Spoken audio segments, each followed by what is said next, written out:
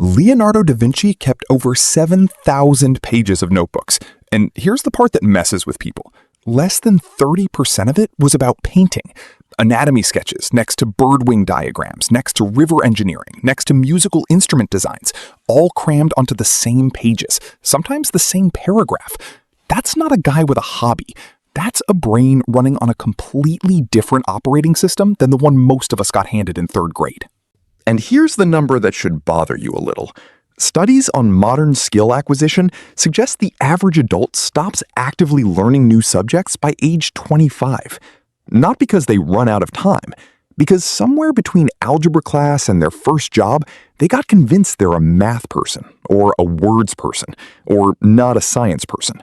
And that sentence became a locked door they never tried opening again. Compare that to a toddler who fails at walking about 17 times an hour and treats every single fall like fascinating new data instead of proof they're bad at walking. Somewhere along the way, most of us lose that. Polymaths never do. That's the whole secret. It's not extra brain power. It's that they never signed the contract the rest of us signed. Let's get something out of the way because it changes how you listen to everything else here. Polymaths are not smarter in the way you're picturing. Nobody is loading 200 IQ points and casually deciding to master violin, chess, and organic chemistry before lunch. What's actually happening is a completely different relationship with the feeling of being bad at something. Most people experience "I'm not good at this yet" as a threat. Polymaths experience it as information. That single flip in interpretation is doing almost all the work. Think about what happens in your body the moment you're handed something you're not good at. Your heart rate ticks up a little. Your shoulders get tight. There's this small, almost embarrassing flush of "everyone's going to see I don't know this." That reaction isn't really about the subject. It's leftover wiring from a time when being wrong in front of the group could get you cast out, and getting cast out could get you killed. Your brain doesn't know the difference between social embarrassment in a classroom and actual danger in the wild. It just fires the same alarm. The trick polymaths figured out, usually by accident, sometimes on purpose, is that you can catch that alarm in the act and relabel it before it takes over. Here's a strange but true bit of brain chemistry.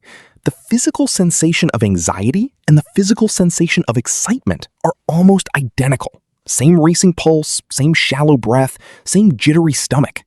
The only difference is the label your brain slaps on it. Athletes have used this for decades, telling themselves "I'm excited" instead of "I'm nervous" right before a big moment. And performance actually improves because the body was never lying, only the interpretation was. People who move easily between subjects do this constantly without even noticing they're doing it. New topic shows up, the jittery, unfamiliar feeling kicks in, and instead of reading it as "I don't belong here," they read it as "oh, this is the good part." Same chemical, opposite meaning, completely different outcome. Now, here's where it gets interesting, because this is the part school accidentally trained out of most of us. Curiosity isn't actually a personality trait. It behaves more like a muscle that responds to how it's treated. There's a concept researchers call the information gap, which is a fancy way of describing something you already know intuitively. The itch you get when you almost know something, but not quite. Ever notice how a locked door bothers you more than an open one, even if you had zero interest in what's behind it 30 seconds ago? That's not random. Your brain treats unresolved gaps like unfinished business, and unfinished business gets prioritized over almost everything else running in the background. School, for most people, closed that gap before it ever opened. You got the answer before you got the itch. Formula first, then the problem, memorize now, understand maybe later if you're lucky. Polymaths tend to have stumbled into education, formal or otherwise, in the opposite order. Question first, confusion first. Then, only once the itch was unbearable, the answer. That sequencing is the difference between a subject feeling like punishment and a subject feeling like a puzzle you can't put down. You can actually watch this play out with kids who get obsessed with dinosaurs. Nobody forces a 4-year-old to memorize the word Parasaurolophus. There's no test on Tuesday. The kids saw a gap, something enormous and terrifying that used to be real and now isn't. And the not knowing was so loud it demanded to be filled. That kid isn't smarter than the kid who hates spelling tests. That kid just encountered the subject through a door instead of a wall. Here's where most people get the polymath thing completely backwards, and it's worth sitting with for a second because it reframes everything else. They assume polymaths are good at everything separately, like each skill lives in its own sealed box. That's not how it works at all. The real move is noticing that a pattern in one subject shows up wearing a disguise in another. Musical rhythm and heartbeat irregularities on a monitor are structurally the same kind of pattern recognition. The way water finds the path of least resistance down a hillside is the same shape as how electricity finds the path of least resistance through a circuit. Once you've trained your eyes to catch a pattern once, you start seeing its cousins everywhere. And that recognition feels less like starting from zero in a new subject and more like meeting someone who reminds you of an old friend. This is why people who dabble in multiple fields often learn each new one faster than someone who's only ever gone deep in one. It looks like a paradox until you understand it's the opposite. Every subject you've touched becomes a lens for the next one. Someone who understands supply and demand curves has a head start understanding predator and prey population cycles. Because underneath the vocabulary, it's the same seesaw. The brain isn't storing knowledge in separate labeled folders the way a filing cabinet does. It's storing connections, and connections multiply, they don't add. There's also something worth admitting about boredom, because everyone treats boredom like the enemy of learning when it's usually just a symptom of learning something the wrong way. Genuine, deep boredom, the kind where your mind wanders off and starts building entire imaginary conversations while you're supposedly reading a textbook, is often your brain quietly telling you it already predicted everything on the page and wants a harder problem. That's not laziness, that's an underloaded engine. Polymaths tend to interpret their own boredom as a signal to change the angle of attack, rather than a signal to quit the subject entirely. Same topic, different entry point. And suddenly the exact material that felt like sandpaper an hour ago feels alive.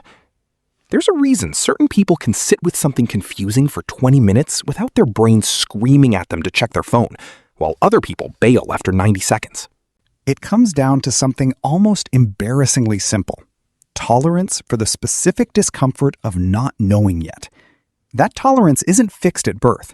It gets built the same way a callus gets built, through repeated, survivable exposure to the exact friction that used to hurt. Every single time you sit in confusion for one extra minute instead of escaping into something easier, you're quietly raising your ceiling for how much uncertainty you can hold before you need relief. Most people never test that ceiling because they bail the second the discomfort shows up. Here's the part that should actually change how you approach the next subject you're tempted to write off as not for me. The identity you've built around what you're good at is doing more damage than any actual lack of ability ever could. The moment you say, "I'm not a science person," you're not describing a fact about your neurons. You're installing a filter that makes your brain stop bothering to try. Because why waste energy on something that's already been decided? Polymaths, whether they know it or not, tend to talk to themselves in present tense instead of permanent tense. Not, "I'm bad at this, but I haven't built this yet." That's not a motivational poster line, it's a functional difference in how much effort your brain is willing to spend. Because effort follows expectation, and expectation follows the story you keep repeating to yourself about who you are. Put all of this together, and the polymath stops looking like a rare genetic accident and starts looking like a set of habits almost anyone could steal. Relabel the jitter as interest instead of fear. Let the gap sit open a little longer before rushing to fill it. Go hunting for the pattern hiding underneath the new vocabulary instead of memorizing the vocabulary itself. Treat boredom as a request for a different angle instead of an exit sign. And drop the permanent tense sentences about who you supposedly are, because none of them were ever facts. They were just old guesses that never got updated. Every subject you've ever hated wasn't actually the enemy. It was just the version of you meeting it for the first time, and that version was never the final one. If any of this rewired how you think about learning, you can fuel the next one. There's a Buy Me a Coffee link in the description.